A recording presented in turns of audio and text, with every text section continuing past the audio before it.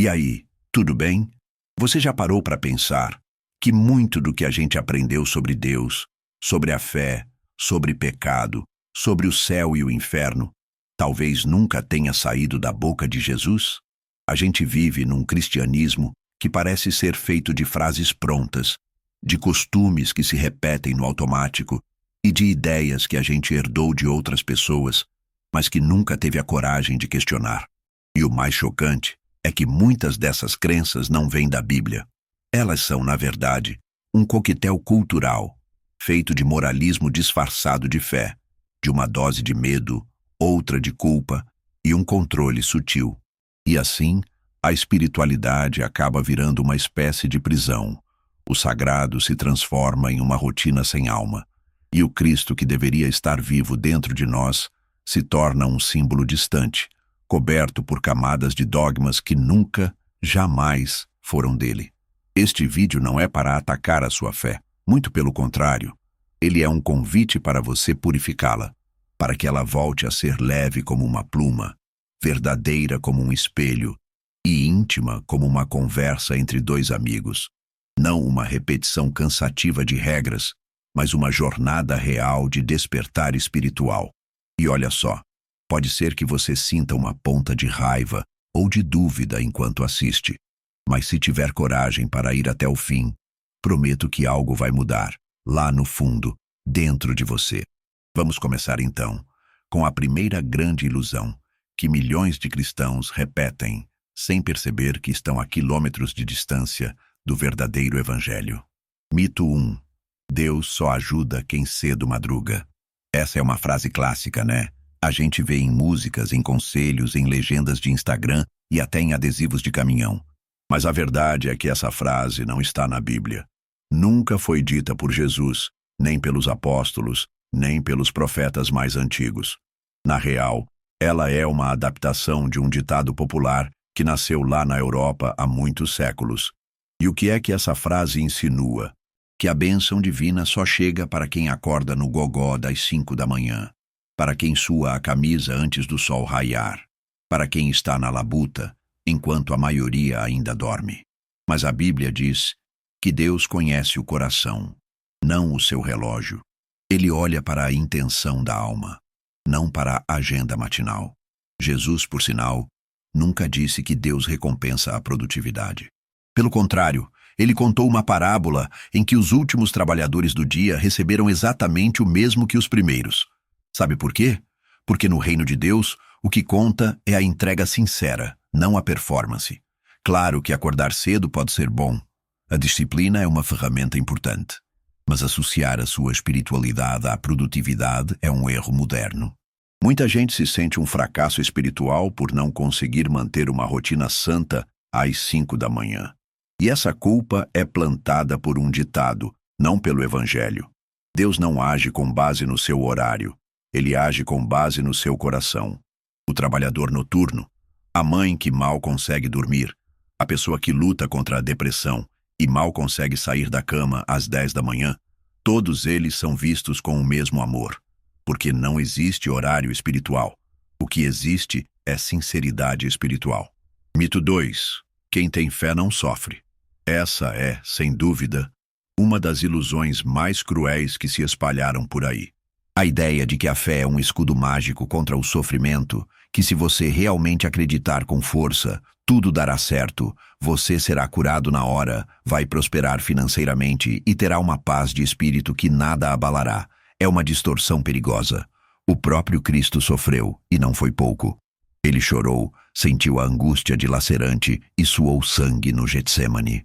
Ele pediu ao Pai que, se fosse possível, afastasse dele o cálice da dor, e mesmo assim, continuou fiel até o fim. A fé, a verdadeira fé, não elimina a dor.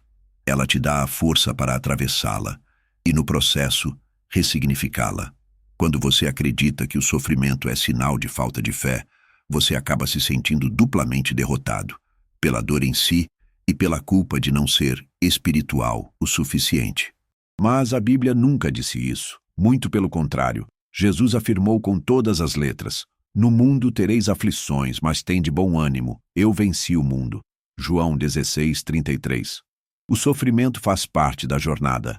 A cruz sempre vem antes da ressurreição, e a fé é a âncora que nos mantém de pé, mesmo quando a tempestade ameaça nos engolir por completo. 3. Se você não for à igreja, vai se afastar de Deus. Essa crença tem uma base de verdade que foi retorcida. Sim, a comunhão é importante. Estar com outras pessoas que compartilham da mesma fé pode fortalecer a sua jornada. Mas dizer que Deus só habita dentro de templos físicos com paredes de tijolo é reduzir o tamanho do divino a algo muito pequeno. É como tentar colocar o oceano inteiro em um copo d'água. Jesus mesmo disse à mulher samaritana: virá o tempo em que vocês não adorarão nem neste monte, nem em Jerusalém. O Pai procura adoradores que o adorem em espírito e em verdade. João 4, 21, 24. A verdadeira adoração não tem endereço fixo, não tem CEP. Quantas pessoas não vão à igreja toda semana e continuam com o coração vazio? E quantas outras, no silêncio do seu quarto, em meio a lágrimas sinceras, tocam o coração de Deus de um jeito que a maioria nunca vai conseguir entender? A igreja é uma ferramenta, um porto seguro, não o destino final. O templo de Deus, hoje em dia, é você. Os Bedlas Mito 4. Tudo o que acontece é vontade de Deus. Essa ideia coloca Deus como o autor de toda tragédia, de cada acidente de carro, de todo abuso, de toda injustiça que a gente vê no mundo. E se liga só, não é assim. Existe a vontade de Deus, sim, mas também existe o livre-arbítrio do ser humano e a atuação do mal no mundo. Deus é soberano, claro, mas ele não manipula as pessoas como se fossem marionetes. Ele permite, mas ele jamais deseja o mal. Se uma criança morre de fome, se uma mulher sofre violência, se uma guerra explode no outro lado do mundo, não foi Deus quem quis isso. O coração de Deus sangra junto com o sofrimento humano. A Bíblia é clara como água cristalina. Deus é amor. 1 João 4:8. E o amor genuíno não é um produtor de tragédias. Muitas vezes a gente diz, foi a vontade de Deus, porque a gente não consegue lidar com o mistério do sofrimento. Mas atribuir o mal a ele é trair a essência de quem ele realmente é. Mito 5. Você tem que merecer o amor de Deus. Essa é uma das mentiras mais silenciosas e venenosas que existem. Ela sussurra que, para ser amado por Deus, você precisa andar na linha, ser perfeito. Ela te faz acreditar que só quando você for puro, limpo, orando todos os dias, jejuando e servindo, é que Deus vai se agradar de você. Mas isso, amigo, é o oposto do Evangelho. O Evangelho nos diz que Deus nos amou quando ainda éramos pecadores. Ele nos mostra que a graça é um presente que Ele te dá de graça, sem você ter que fazer nada para merecer. Você não precisa se esforçar para ser amado, porque o amor de Deus não é baseado no seu desempenho, e sim na natureza dele. Ele te ama simplesmente porque Ele é amor. Não tem nada que você possa fazer para aumentar ou diminuir esse amor. Você pode estar sujo, machucado, cheio de dúvidas, e mesmo assim, o Pai te espera com os braços abertos, assim como o pai do filho pródigo, que correu, abraçou e celebrou antes mesmo do filho pedir perdão. Mito 6. Deus só fala com pessoas especiais. Essa é uma crença que muita gente carrega sem perceber. A ideia de que Deus só fala com pastores, profetas, pessoas com algum título religioso, com aqueles que são considerados ungidos. Mas a verdade é que Deus fala com quem Ele quer, e Ele costuma falar com quem está disposto a ouvir. Moisés estava no deserto cuidando de ovelhas, quando ouviu a voz de Deus. Samuel era apenas uma criança. Maria era uma jovem comum e desconhecida. Gideão se via como o menor de todos. Deus não fala com base em títulos, Ele fala com base em corações que se renderam. Você não precisa de intermediários para se conectar com o divino. O véu do templo foi rasgado. O caminho foi liberado. Você pode falar com Deus agora, e mais do que isso, você pode ouvi-lo também. Mas para isso, talvez você precise silenciar o barulho externo, e principalmente o barulho interno. Mito 7. Se você tem dúvidas, você está em pecado. Questionar, sentir medo, ter incertezas. Nada disso é sinal de pecado. É sinal de que você é humano. Até os discípulos de Jesus duvidaram. Tomé quis ver para crer. Pedro afundou quando o vento soprou forte. E mesmo assim, Jesus não os rejeitou. Ele os acolheu. Porque a fé não é a ausência de dúvidas. A fé é a coragem de caminhar, mesmo sentindo medo. É continuar, mesmo sem entender tudo. O que Deus rejeita não é a dúvida sincera, é o coração que se endureceu. A dúvida faz parte do processo, e é nela que a nossa fé é testada. Quando você se permite mergulhar na dúvida com humildade, é ali que Deus pode se revelar de uma forma mais profunda do que jamais imaginou. Mito 8. O cristão tem que ser perfeito. Essa ilusão é uma camisa de força que sufoca. Ela gera culpa, ansiedade e uma falsidade insuportável, porque ninguém é perfeito e ninguém nunca vai ser. A Bíblia, por sinal, não esconde os erros dos seus grandes heróis. Davi adulterou, Moisés matou, Pedro negou, Paulo perseguiu.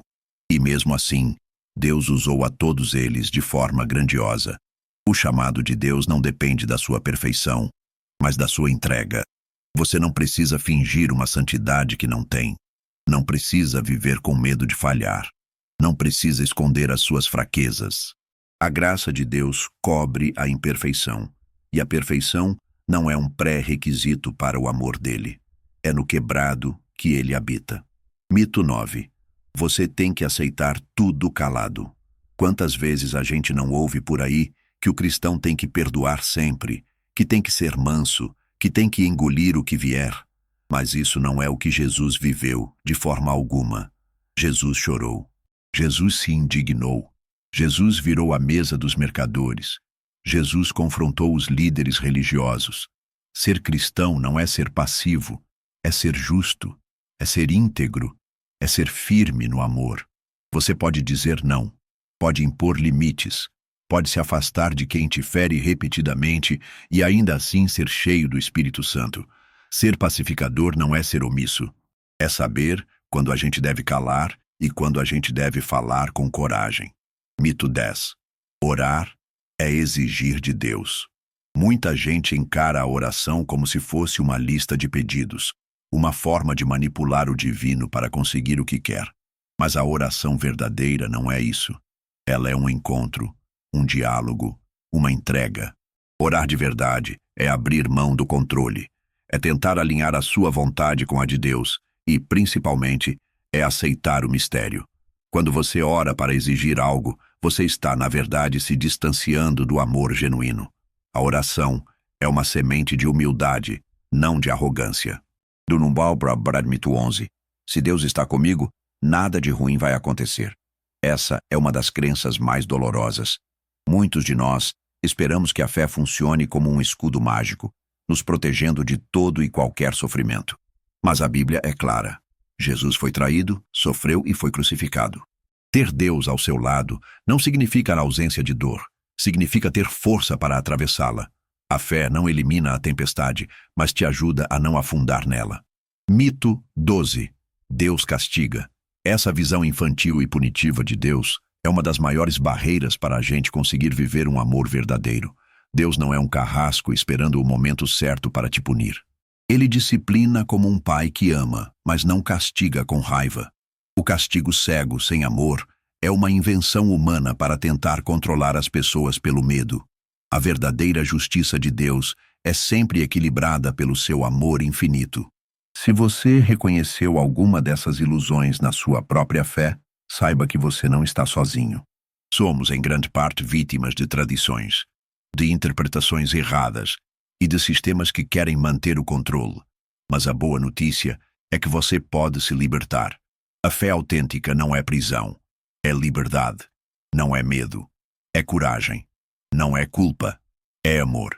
Comece hoje a questionar, a buscar, a se abrir para uma espiritualidade mais profunda e mais verdadeira. Deixe essas ilusões para trás e caminhe em direção à luz da verdade, que é o que realmente transforma a gente.